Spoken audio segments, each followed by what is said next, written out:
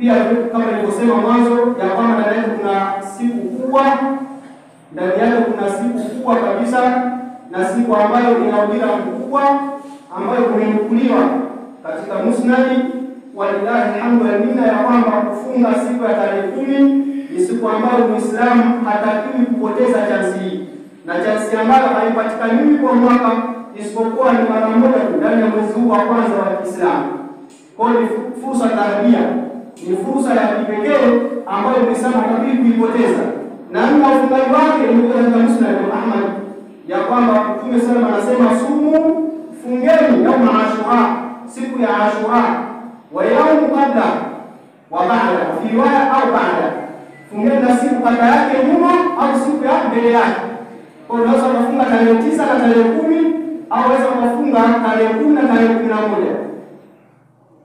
Na hii kwa maana Mtume sallallahu alaihi wa alihi wasallam pale aliposema, jamani, nikijaliwa anaamu mukbil, mwaka ujao wa sunna atasi, tutafunga siku ya ngapi?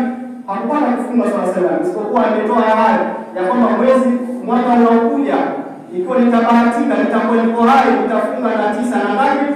Allahu Akbar. Hizi ni katika zile dalili shawahidi ambazo zinatia nguvu. Kumbe tunataka tufunge 9 na 10 au 10 na 11.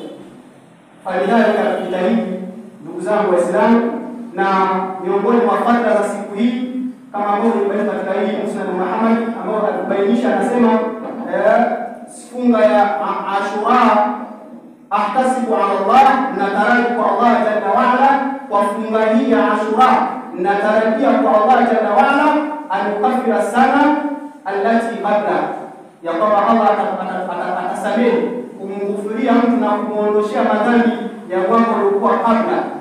Falidhalika hii ni bushra kubwa na ni neema kubwa kabisa ambayo Waislamu tunatakiwa tutupie na tusipoteze chansi hii.